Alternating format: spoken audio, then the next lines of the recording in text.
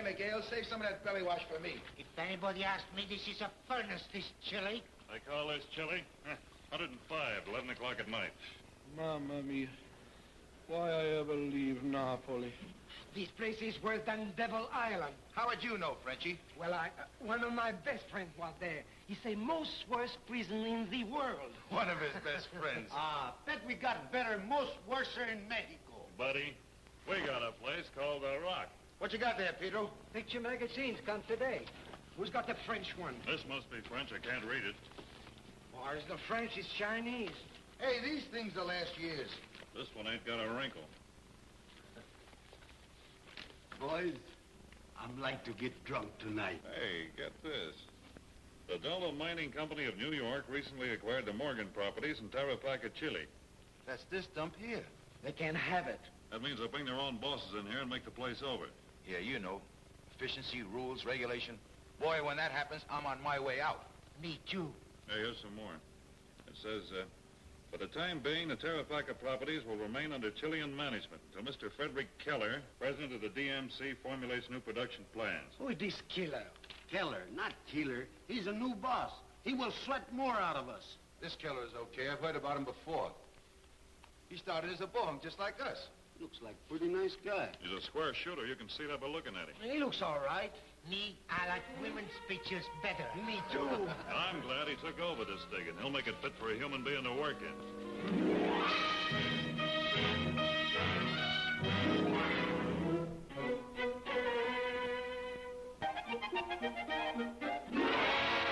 How do I look? Great. When Keller comes in, he'll be so scared he won't even want to look at a map of Africa. You get behind the desk, eh? No, E.J. Stand in front of the door and make a leap for it. Oh, no, behind the desk. Wait a minute. That shows how much you know about gorillas. They always come at you from above. Trees and things. Help me up on that bar. He's coming now. Quick!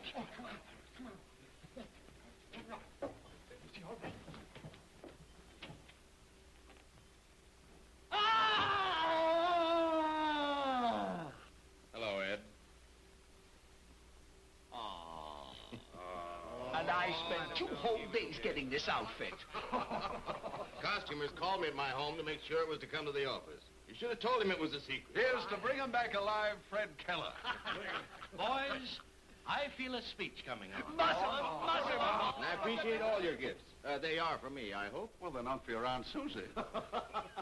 Just why I should choose to shoot big game in Africa, I don't know, except Horace here convinced me it would raise my social batting average in Newport. Excuse me, Mr. Keller. Oh, yes, Miss Norton. Parker, the gentleman's glasses. I wouldn't have disturbed you, but it's another one of those gentlemen who knew you in the old days, and you never turned them away. Sure it isn't a blonde friend. Did he give you his name? Nobody said you'd know him when you saw him. He looked as though he needed a job. Well, I can't see him now, but here. Give him this. All right.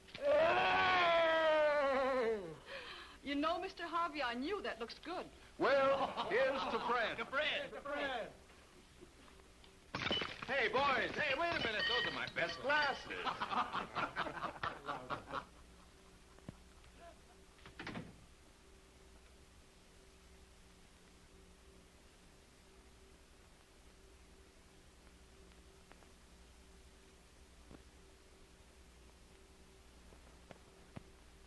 By the way, did the package come from...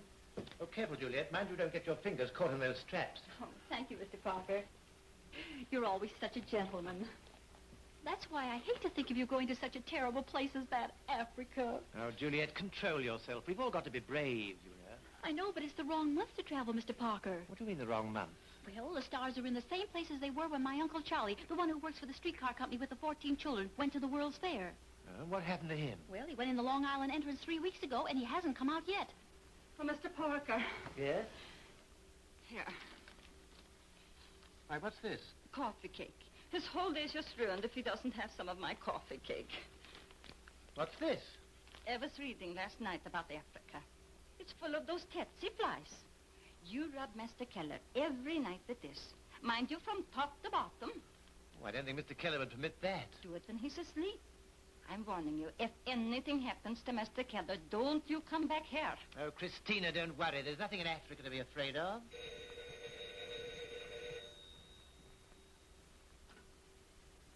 Mr. Keller's residence?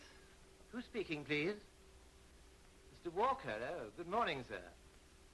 No, he isn't up yet. But if it's very important, I'll call him. I'm sorry to disturb him, but this is important. Hold on, please. Juliet, get the tags for the luggage.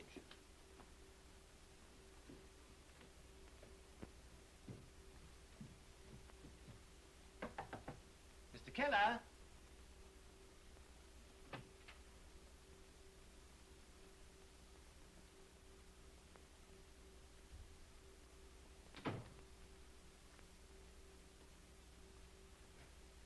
Mr. Keller?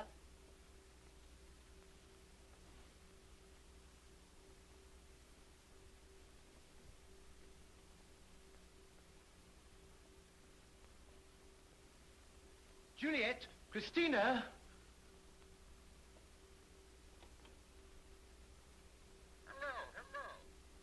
Say, what's the matter? Isn't he up yet? Mr. Keller is dead, sir.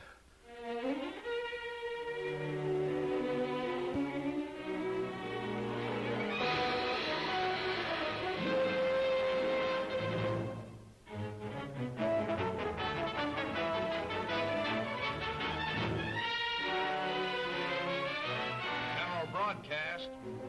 All motor divisions, all sheriff's stations and state police, be on the lookout For a suspect in connection with the Keller murder, may have in his possession a .38 caliber revolver.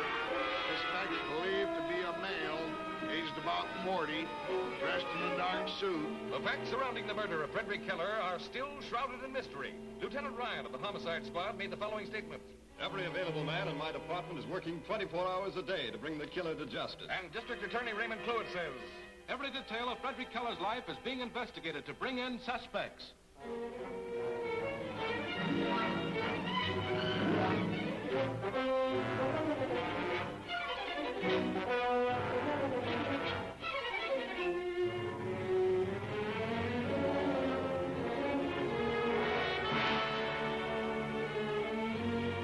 John Finney.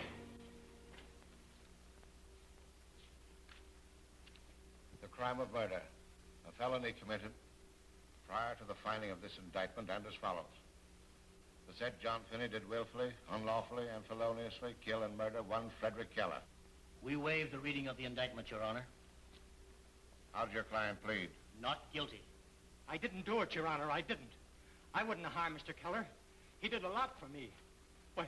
Why, he saved me from going to jail that time I took the money. I'm not guilty. I'm innocent. I'm innocent. He is innocent. I killed Fred Keller. Oh, darling. Oh, darling. Here's the gun I shot him with.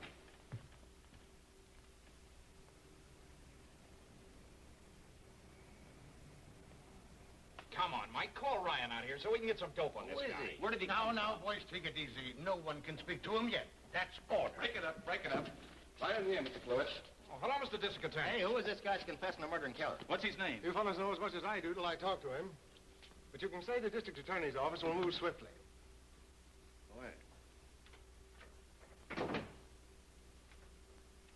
That the murder weapon? Yes, sir. That's the gun Keller was killed with. I have the report from ballistics here. Why did you do it? He deserved it. Was it robbery? Revenge? What does it matter? He's dead, and I've admitted I killed him. Just as simple as ABC, huh? What do you want? I'll sign a confession. Have you a lawyer? No, I don't want one. The state will appoint you a defender. What is your name? You have one, haven't you?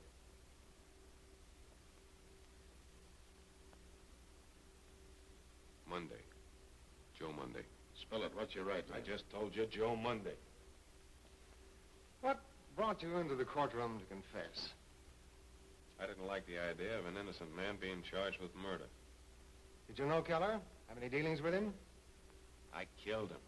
Have your stenographer write it down, and I'll sign it. Isn't that enough? No. If you don't tell me, you haven't got a chance. Listen, don't you think I know that? You almost sent up an innocent man. You're lucky. You'll sleep nights. All right. I've done all I can. Book him. I'll arrange for an indictment. Yes, sir. Where are you from? Put me down as a vagrant. Relatives? No. Friends? None. Maybe you need one. I'll give you a little advice. By keeping your mouth shut, you're only fooling yourself. Maybe Keller was a good guy. Maybe he deserved killing. I don't know. But if you don't put up a defense, you're asking for a one-way ticket. Thanks. Turn that stuff in at the desk and send a copy to the DA's office.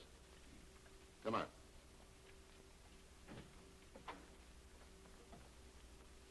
What'd you get, Lieutenant? Why'd he do it? Who is he? We're over there, boys. Get out of my way. Here, Brian. Hey, you, look over here. Hey, Hold pull on that head a out of minute, his Jim. face. Get that arm down. Where are you from? What's your name? Why'd you kill him? That's enough. Open up. Hey, wait a minute. You can't give us a runaround Hey, like don't this. try to brush us off. If you guys can find out anything about him, you'll do better than the DA.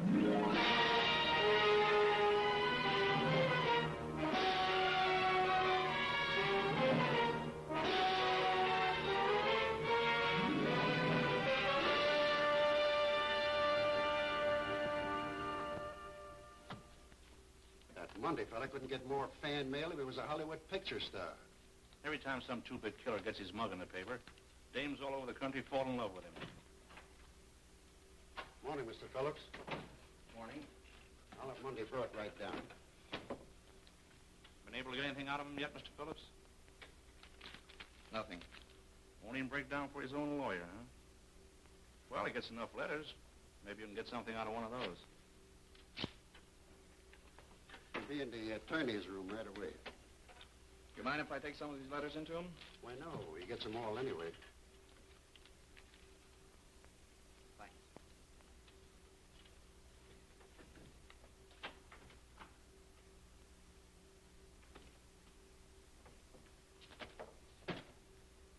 Morning, Joe. Morning. That's why I study law. I like to read my client's mail. It's okay by me. I don't read them. Sit down. Thanks. Maybe a letter from somebody you know. I don't think so. You know, a lot of these people think they know you. Keeping quiet the way you are, you're bringing a lot of doubt and wonder to many people. Yeah. I'm sorry about that. You're keeping silent because you want to shield your family. I know you're not going to tell me that you are. Now, on the surface, that looks like the right thing to do. But you're bringing suffering and anxiety to hundreds of families. You know, if you're going to be my lawyer, you better change your brand of cigarettes. If you'll tell the world who you really are, it'll bring sorrow to one home, one family, your own.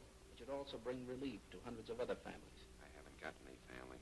Oh, It's now, possible Joe. for a guy not to have a family, isn't it? You know, Joe, there's a curious thing about courage. A man can think he's brave and strong right up to the point where he has to face the final test. In your case, it's the chair. Maybe by the time you get there, you'll want to talk. By that time, it's going to be too late. Now, look, Mr. Phillips, you're kind of a nice guy. You're smart, too. As a lawyer, it's your job to try and make people talk. But you're going to get an awful lot of practice on me. That's all right with me. I know you've got a job to do, and you're trying to do it. You can make up all the speeches you want about debt and the chair. I'm not afraid of anything you can say. I read somewhere once that if a man's afraid of dying, he dies many times before his death. And a man who isn't afraid dies only once. Have it your way, Joe. Just as you said, I have a job to do, and I'm going to do it.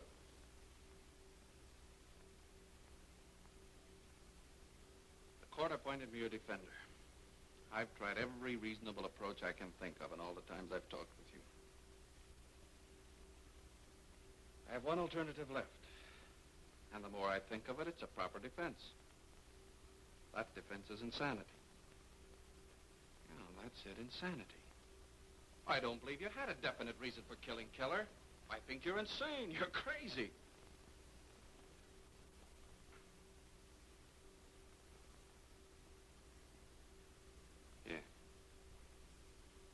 Yeah, that's all right, too.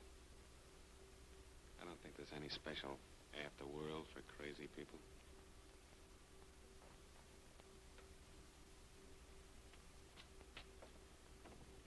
You answer those letters. Tell them I'm not the man they're looking for, that I haven't any mother or father or sister or wife. And don't forget to change the brand of your cigarettes. It's the expression in the eyes that caught me, Warden. Haven't you noticed the same thing about Monday when you've been talking to him? I couldn't say. We've had hundreds of photographs sent us. There seems to be something reminiscent of Monday in most of them. Miss Stetson, you think he may be your brother, huh? Yes, sir. How long has it been since you've seen him? I was only a little girl when he went away. Don't you think it would have been better if your mother or father had come here? My father was dead. My mother was too sick. She couldn't make the journey from Pennington. You think you'd recognize him? He won't give you any help. I thought of that. I'm just going to talk to him. Ask him questions about things we used to do together. I'll watch his face. And if he's my brother, I'm sure I can tell. Have Monday brought in here. Do you think I could speak to him alone, Warden? I'll let you have 5 minutes with him. Thanks. Bring him in, Wilson. Step in this room, Phillips.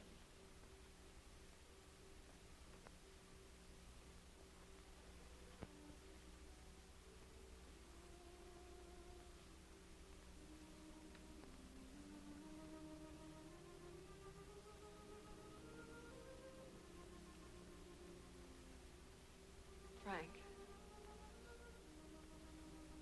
I don't know who you think I am, but you're wrong. That's not my name. I thought you might be my brother. Well, now that you've seen me, you know I'm not your brother. You look like him. So do the pictures in the newspapers.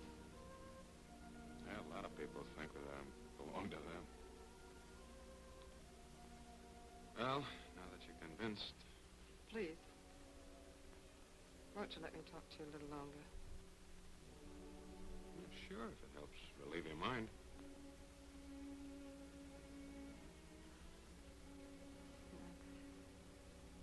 Now that I've asked you to stay, I hardly know what to say.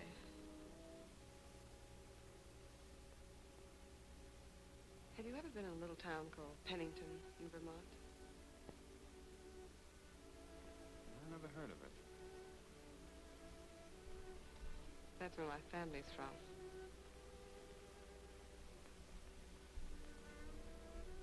What kind of work do you do? Oh, I've done a lot of things. Jack of all trades, you know. Just about everything a man could be, except the success. Do you, like books? No, I don't have much time for books. Do you know any poetry? You mean, like the boy stood on the burning deck? No, not like that. The walrus and the carpenter were walking close at hand. They wept like anything to see such quantities of sand. If only this were cleared away, they said it would be grand. Doesn't that mean anything to you? It's poetry, I guess. Sounds kind of silly.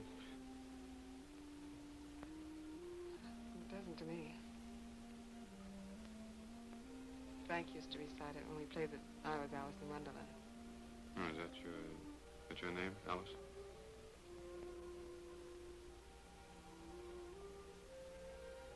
And when it was time for me to go to bed, before Mother would send me upstairs, he would recite. The curfew tolls the knell of parting day. The lowing herd winds slowly o'er the lea. The ploughman homeward plods his weary way. Leaves the world to darkness and to me.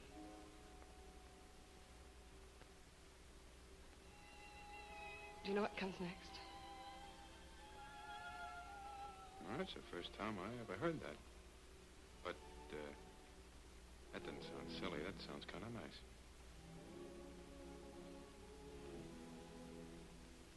Well, I guess if you were Frank, I would have known it by now. There would have been a look on your face when I said that.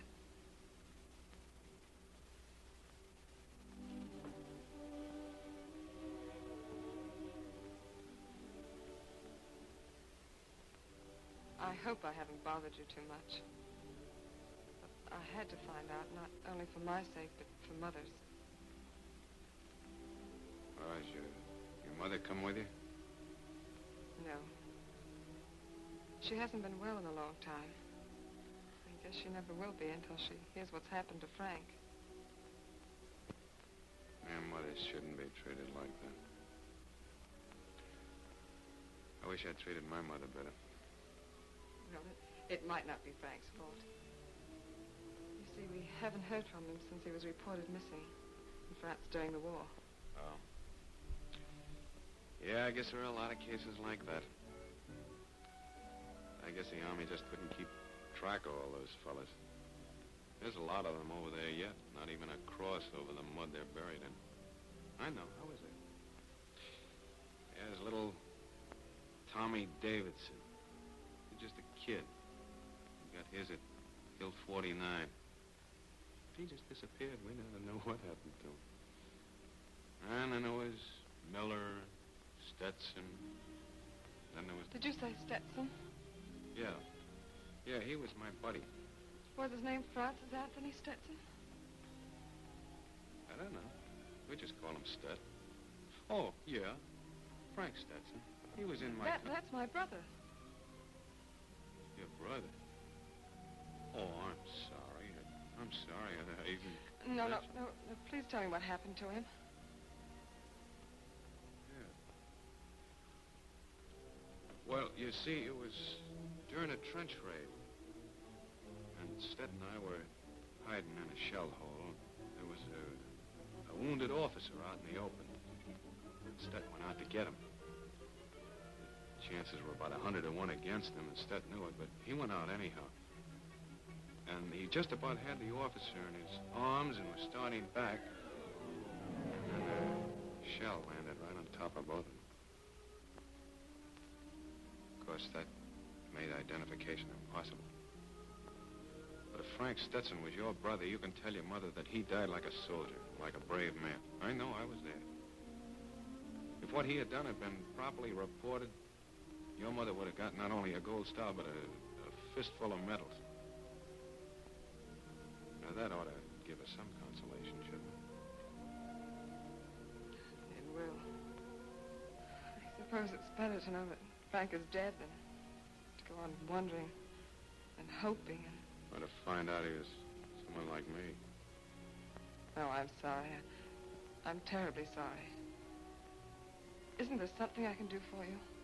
No, thanks. Goodbye.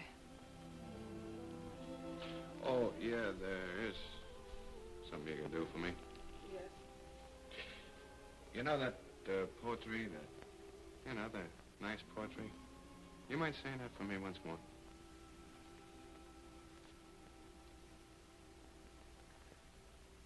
The curfew tolls the knell of parting day. The lowing herd winds slowly over the lea. The ploughman homeward plods his weary way.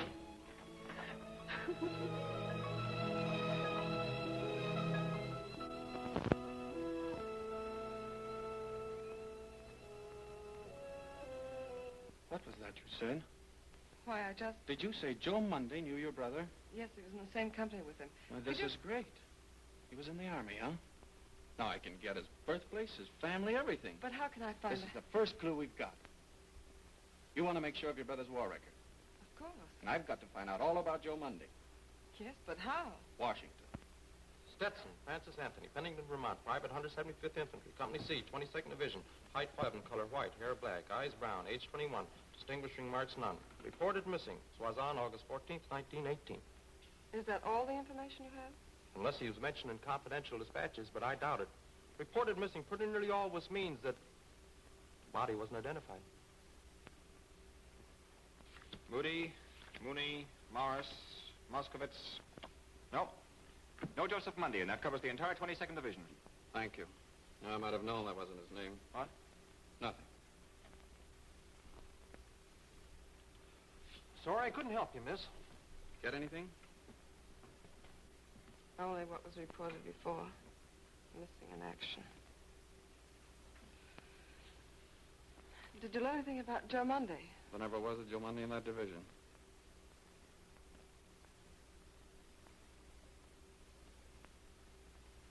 Strange.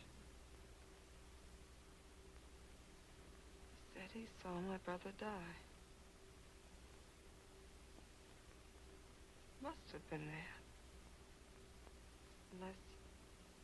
Oh, no, Unless what? unless he is my brother. And he told me that story to make it easier for Mother and me. Well, aren't you jumping to conclusions? Of course, the name Joe Monday is an alias, but he might have been any other man in your brother's company. If that's true, then other men in the company could verify his story of Frank's death. Well, let's find out who the other men are. Pardon me. Yes, sir? Would you please let us have the roll of Company C, 22nd Division? The whole company? Yes. All right. Just a moment.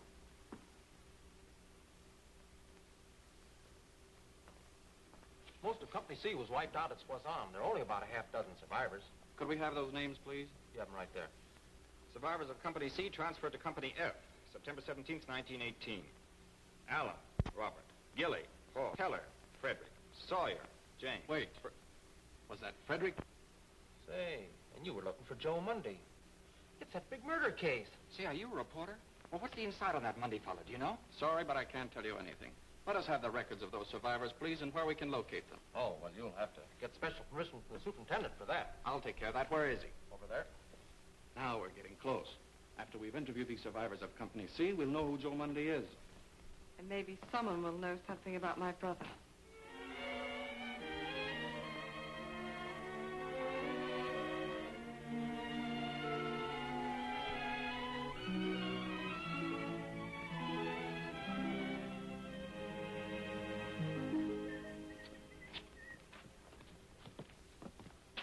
My folks aren't home. Can I help you? We're looking for Mr. Robert Allen. Oh, he doesn't live here anymore. You know where we could find him? Oh, he's dead. He died about a year ago. Shell shock or something from the war. Thank you. Well, that's 4 of them who are dead. Only 2 left. There's Mr. Sawyer in Oakvale and Mr. Gilly in Waterford. Any preference? Whichever's the nearest.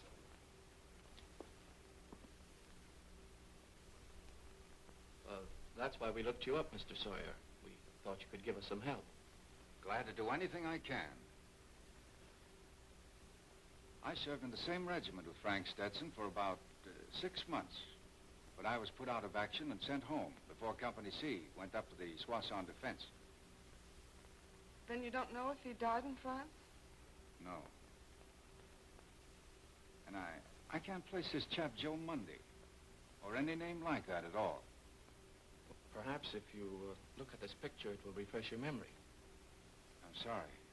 I can't do that. I thought my wife told you. I'm blind.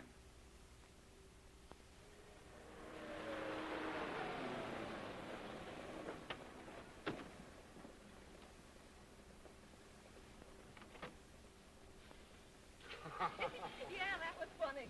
When Paul saw that Monday fella's picture in the paper, I was cooking a hamburger right back there at the stove.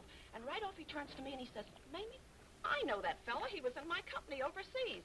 Yeah, Gilly's like that. Got an eye like an eagle. I'll say. What'll it be? May we speak to Mr. Gilly? Oh, you can't right now. He's gone down to New York to testify in that murder case about Joe Monday. That's what I was saying to Bill Clark here. Mr. Gilly and that fella was in the same company together. Did he know this man under the name of Joe Monday? Well, there was something funny about that. Right after he read the newspaper, he called Mr. Cluett, the district attorney in New York. And after he talked to him, he shut up like a clam and he never say another word about the case to nobody. What'll you have? Nothing. What time is the next bus back to town? Well, you got about a half hour to wait. Can I fix you up a bite to eat? No, thank you. But I'll bet you one thing. They're going to convict that Monday, and Gilly will be the one that'll help him.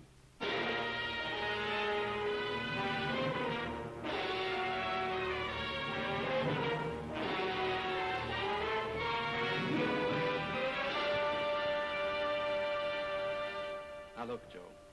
In 1 minute, we're going to be in this from the feet up. What do you know about Gilly? I never heard of him. The DA has pumped something out of that man. We've got to know what. Yes, the DA. Frank. Or Joe, or whatever you want to call yourself. Please. Look, I've told you time and again that your brother Frank died in France. But if that's true, why do the records in Washington say he is missing? I don't know anything about the records or Gilly or anybody. Now, please leave me alone.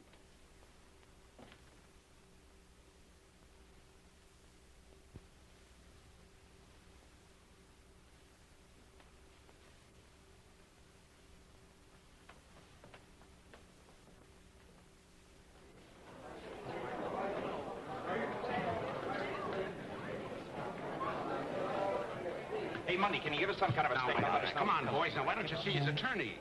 Sit down. Quiet.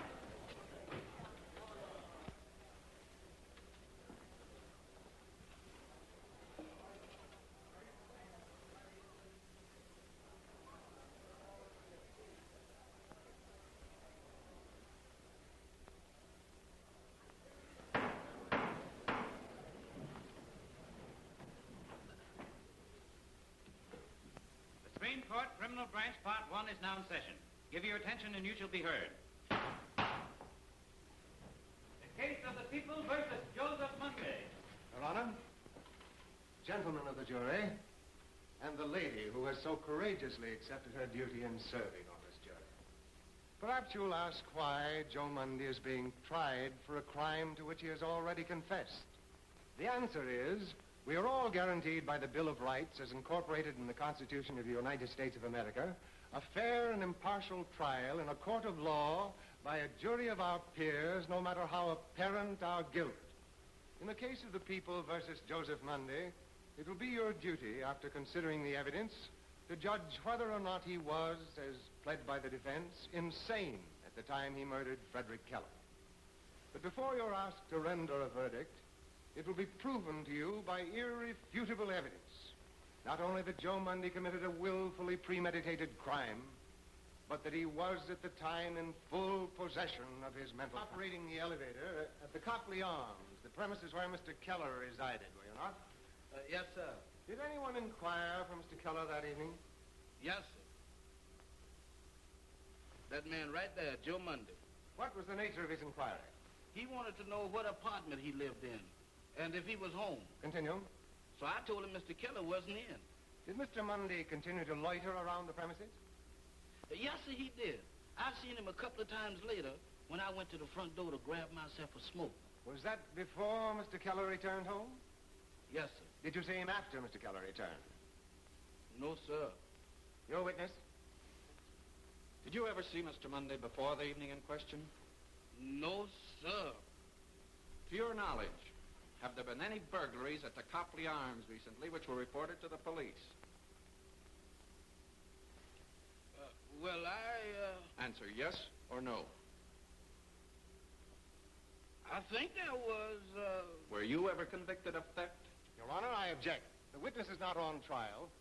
May it please your honor, I have the right to question this witness on any matter concerning his character that may influence his testimony. Objection overruled. Continue. Answer my question. Were you ever convicted of theft?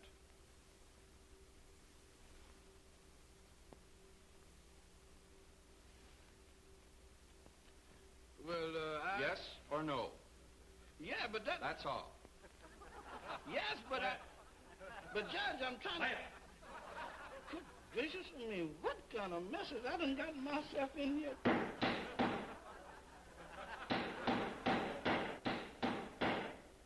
Call Mr. Paul Gilly. Mr. Paul Gilly.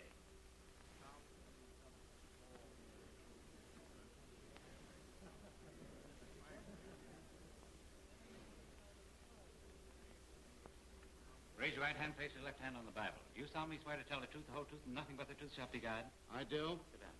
Mr. Gilly? Yes, sir. What is your occupation? Well, I'm proprietor of the Dewdrop Inn gas station and lunchroom in Holbrook Junction. That's 14 miles west of Waterford, Vermont, on the Eastport bus line.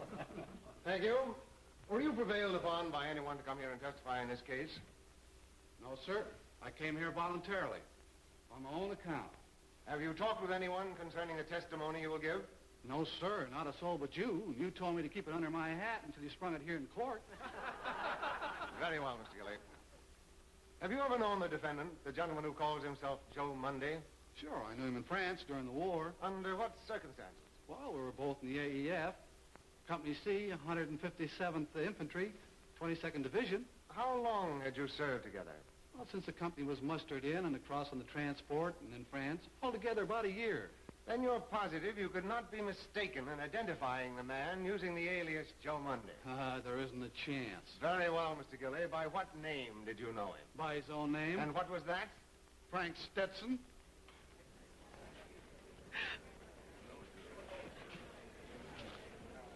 He's lying. I never saw that man before in my life.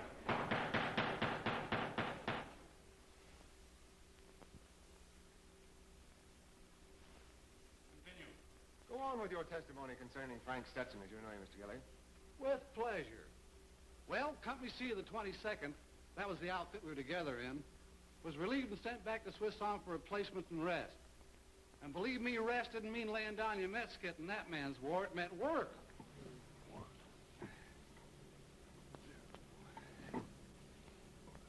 That's all.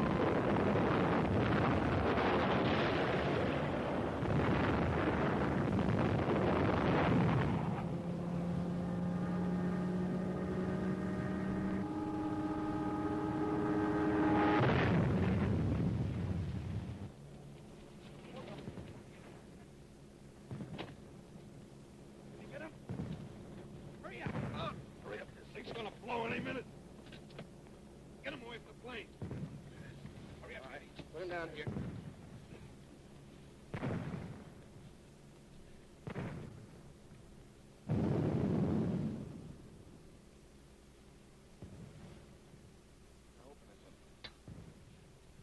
That's it. Pull it back.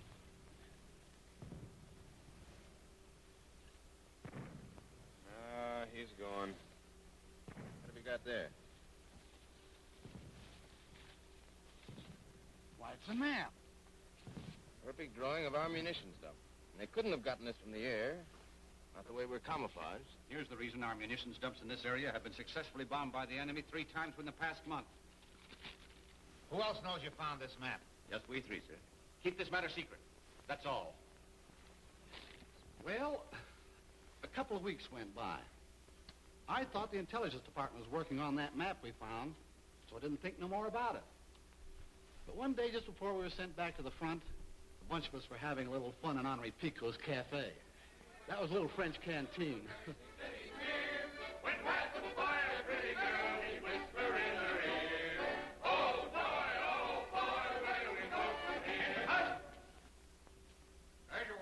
What is wrong, Monsieur Lieutenant? Is not my place all right for the soldiers? If it isn't, Pico, you'll hear about it. Sergeant Keller. Yes, sir. Bring Private Stetson and Gilly to the CO's office at once. Yes, sir. Hey, what goes on here? What have you 2 guys been up to? Well, I guess 2. What is it, Sarge? The CO's probably going to give you 2 babies the Croix de Guerre. Come on. Ah, they appreciate it. Yeah. Come on, baby, say goodbye to me. I'm going to bring it back a nice mess. Bye-bye. Private Stetson, examine that kit. Is it yours? Yes, sir. It has my identification number on it. Is that your shaving brush? Yes, sir. Does it come apart? Yes. Open it.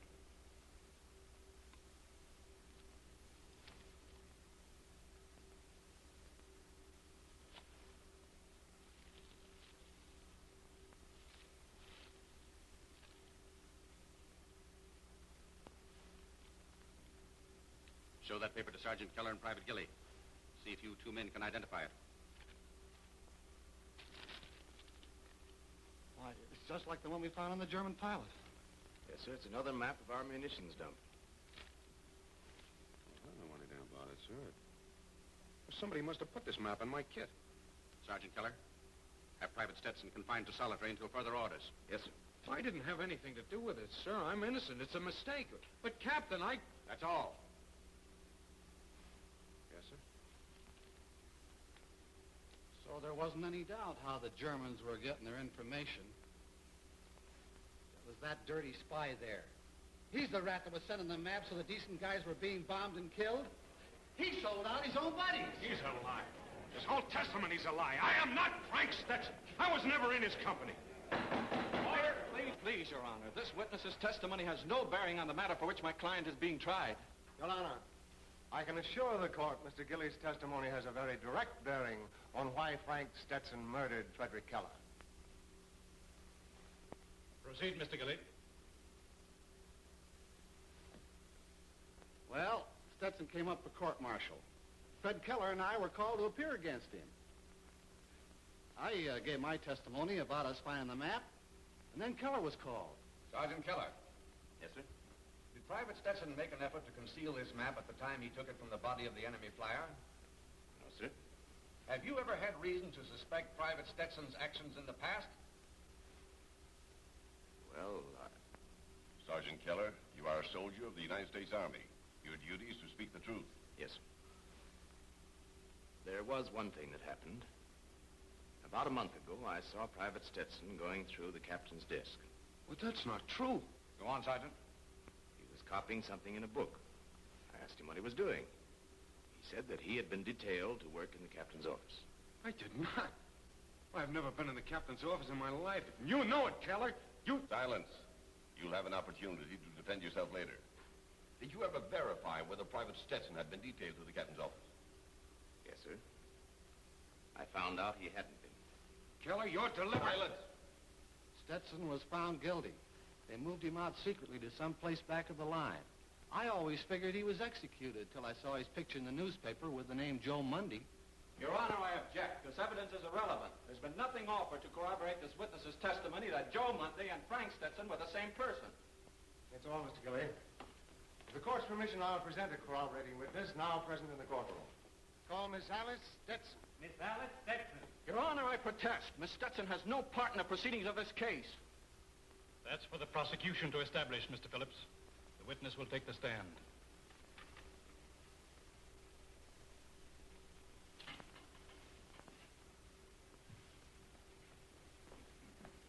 Raise your right hand, place your left hand on the Bible. You solemnly swear to tell the truth, the whole truth, and nothing but the truth, so help you God? I do. Be seated.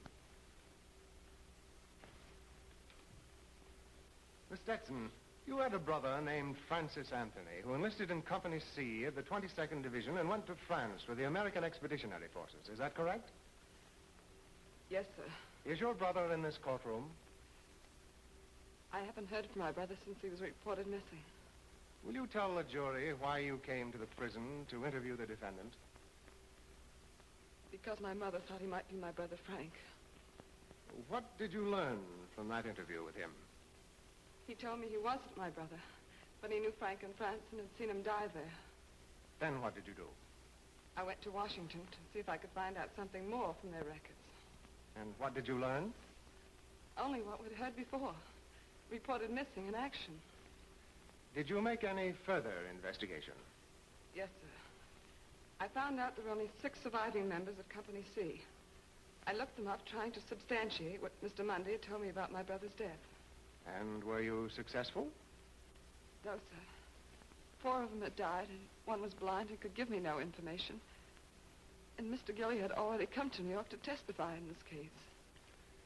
Miss Stetson, while you were in Washington, did you inquire into the records for Joe Mundy? Yes. What information did you receive? They had no record of such a person.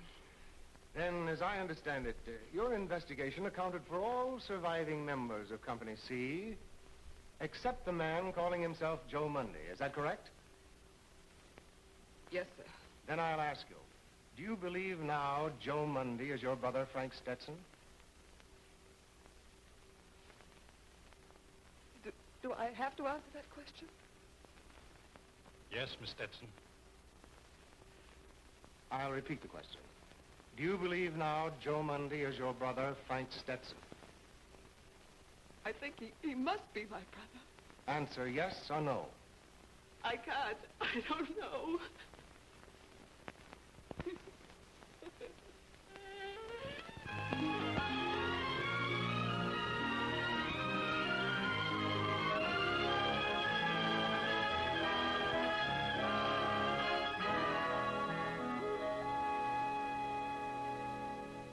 Come on, Applegate, don't be a diehard. You're the only one who thinks Monday's innocent. Come on, sign. We've been here for 2 days. 2 years, you mean? Sign, Applegate. It won't leave a scar. Come on. Oh, gentlemen, please, please. I have decided to capitulate to wiser heads than mine. I will sign. That's fine. We knew you'd see the light. Where's my hat? Miracles will happen. Now we can go home. Ring the bells in the church steeple. What happened? We finished. Applegate signed. What a relief. Well, let's go. Oh, just a minute, gentlemen. Just a minute. Huh? I'm afraid I made a slight error. Why, what do you mean? I thought that made 12, but I have no card here for Mrs. Johnson. Mrs. Johnson. Do you mind signing guilty to this card? I can't. Oh, excuse me. Here's my fountain pen. No, I don't mean that. I think as Mr. Applegate does, or rather as he did, that he's innocent. Innocent? They'll do it every time. A female of the species. Mrs. Johnson, in the last 2 days, we've gone over the evidence 50 times. Facts are facts. The law's the law. We're 11 to 1 against you. We can't all be wrong. That man's life depends upon my vote. He confessed to the crime, Mrs. Johnson. Yes. Yes, I know.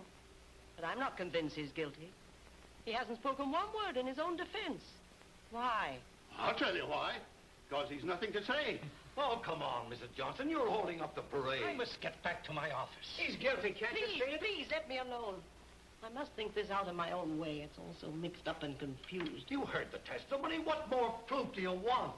Sign. Let's get this thing over. We've families to go home to. So have I. I have a boy. He's an invalid. Mrs. Johnson, we all realize how you feel. But unless you can convince us by facts, you must sign that ballot. You have a duty to the state. Also to humanity. Mr. Foreman, somehow Joe Mundy doesn't look like a guilty man to me. He looks like a martyr. If you can give us just one concrete argument, we'll listen to you. We'll reason it out with you. Gilly might be mistaken. Maybe he isn't Frank Stetson. Well, you heard his own sister testify that she thought he was. And if he is Frank Stetson, he was sentenced by a court-martial. How did he escape? Why, well, that wasn't brought out in the evidence. And I'm convinced there's a lot more wasn't brought out in the evidence. Until it is, I'm not going to send a man to the electric chair. You're as stubborn as a mule, Mrs. Johnson. I think some of you here have forgotten your manners. You've been rude and silly and childish. However, I'm getting quite used to it. I won't send Joe Mundy to the electric chair. No one here can make me do it. All right, then I guess we're deadlocked. Let's throw it up. Send word into the court that we can't agree. Yeah, let's get out of here. They put women on juries. The judge sent instructions for you folks to return to the jury box. What for? What happened? Are we going to be dismissed? The judge will tell you.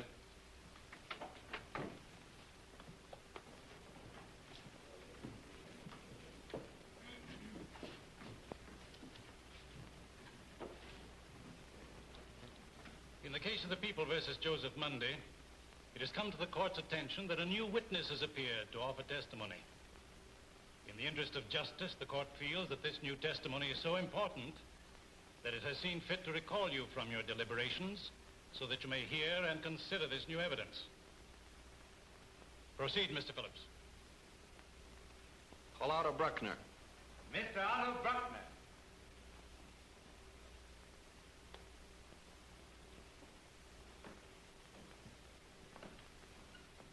Raise your right hand, place your left hand on the Bible.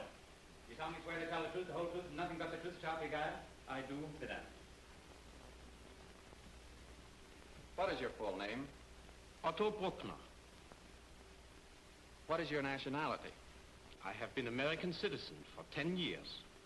What is your occupation? I am cook on the freighter Blue Castle between Australia and New York. Why didn't you come forward to offer your evidence earlier, Mr. Bruckner? Well, my boat just docked this morning. I bought a newspaper, and that's the first I knew about this case. Do you know the defendant? Yes. I knew him in France when he was American soldier in the big war. What name did you know him by then? He was Frank Stetson. Since the time you knew Frank Stetson in France, have you met him or contacted him anywhere or in any way? No, sir. I never see or hear about him again until I read in the newspaper, like I tell you. And what Paul Gilly say about him is true, but not all the truth. You see, there were some things that Paul Gilly could not know. Will you explain to the court what that was? Well, I had a little cafe where the boys would come when they were relieved from the trenches. For a glass of wine and a little fun. Well, good night, Henry. So long, Brian. Good night, messieurs. Good night, Monsieur Digby. Hey, Stat. Oh, if we hit the hay in 10 minutes, there's kitchen police tomorrow. Boy, I'm so tired I could sleep on stilts. You coming, Sarge? Not right away, fellas. You're looking at a bright boy who has a pass. Uh-huh. He's been polishing the colonel's boots. I'll have a good time, Fred. Good night. Good night, honey. Good night.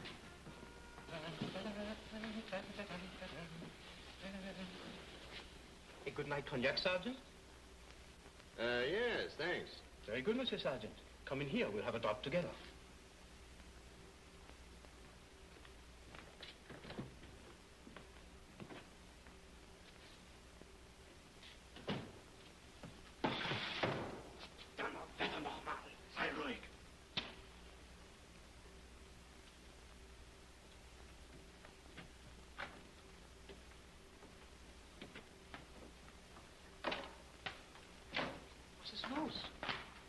Smash this wireless set. Kill every carrier pigeon you have left. Oh, what has happened? One of the planes bombing the munitions dump this morning was brought down, and a map was found on the pilot. Weren't you there? Couldn't you destroy it? Stet and Gilly were there. I couldn't cover it up. So now they are looking for spies. They won't stop until they find out who's been sending this stuff through. I don't know how you'll look before a firing squad, mein Freund, but I don't want to be there. Oh, don't talk like that. I can get out of here to Belgium. Can't you escape and make your way across to the German lines? Never get through. If they found evidence on somebody else, they'd be satisfied and drop the whole thing. Who could they find evidence on? What do I care? As long as it isn't us. All right. But be careful. I gotta get out of here. Good night, Monsieur Sergeant. Good night. Night. Thank you. Good night. So you see, I was a German spy posing under the name of Henri Picot. Frederick Keller and I were both guilty of espionage. You can prove these facts through the German War Office. We were guilty of the crime that Frank Stetson was court-martialed for.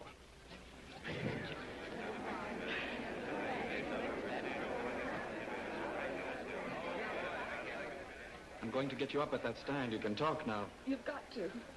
Please, Frank. This testimony is irrelevant. Frank Stetson may be innocent of espionage, but he's on trial here for murder. Your Honor, I will now call Frank Stetson to the stand. Frank Stetson.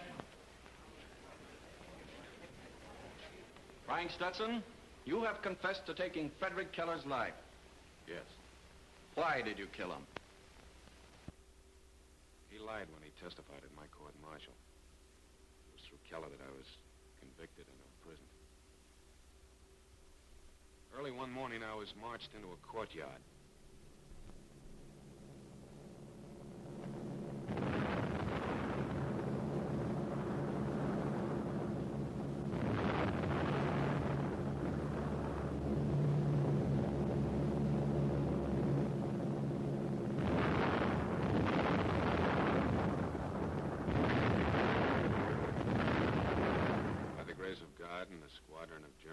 I escaped. Those who saw me thought I was part of the retreat. I was free. That is, I was as free as a man can be who's been branded as a spy and a fugitive from justice. I made my way back to Paris. I had to keep on the move all the time for fear of being picked up by the military police. After the armistice was signed, I drifted to Brest, to Cologne, and back to Paris again. Always with the hope that I'd find Fred Keller. I couldn't come back.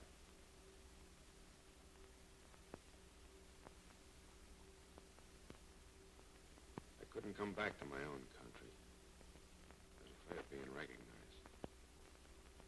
So I went from one place to another, making my living at anything I could do. For years, I wandered like that. 20 years. Always with the thought that someday I would meet Fred Keller. I was working on a mining job down in Tarapaca, Chile. One evening, some of the fellows were looking at some magazines that had just come in. And in one of them, there was a picture of Keller. I took the first boat I could get back to America. I tried to reach Keller at his office. I was turned away. I tried to reach him at his home. They told me he wasn't in. So I waited. And when I saw him come home,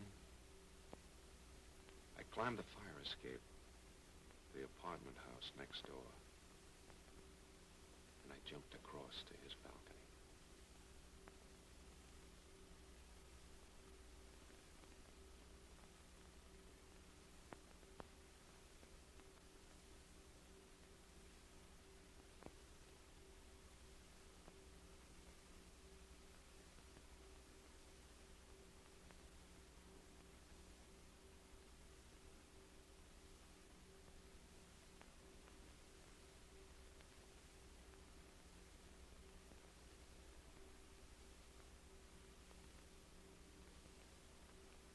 Hello, Fred.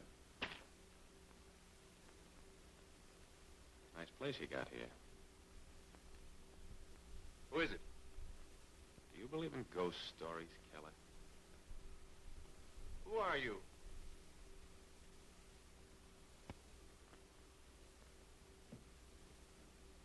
I'm Stet. Remember? Did you recognize me? Frank Stetson. Yeah. Where did you come from? From that court-martial 20 years ago. You were the man who framed me by putting that map in my kit. Why did you do it? Get out of here before I call the police. Why did you swear my life away as a spy? Answer me. You were the spy. Weren't you? Yes. Yes, I was. That completes the picture.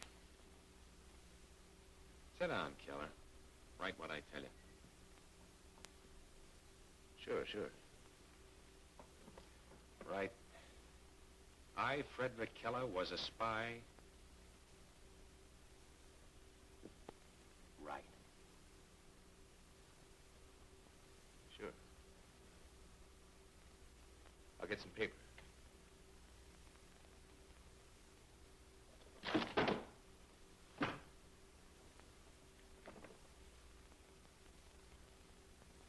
Stetson, once I put a bullet in your stomach, you'll be as dead as I thought you were.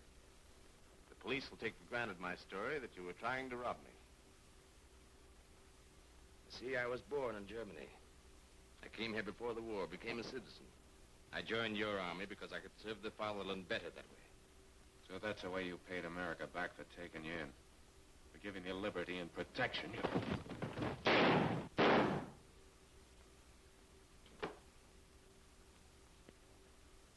When I shot Keller, I cut off all chance of proving that I wasn't a spy. Now you know why I couldn't admit that I was Frank Stetson. Why I had to shield my family. Why I've been a man without a country. I killed Fred Keller. And I'm willing to take the consequences.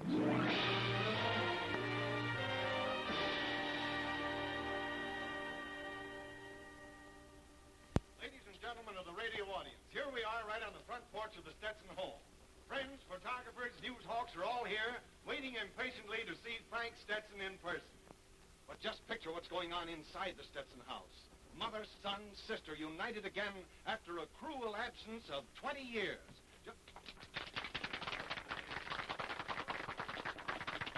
Give us a statement, Frank. Give us a smile. Don't do anything to hear from the graphic. Just a minute, folks. I'm going to get Frank Stetson to say a few words right into the microphone. Here you are, Frank. Oh, come on, say something, Frank. Uh-oh.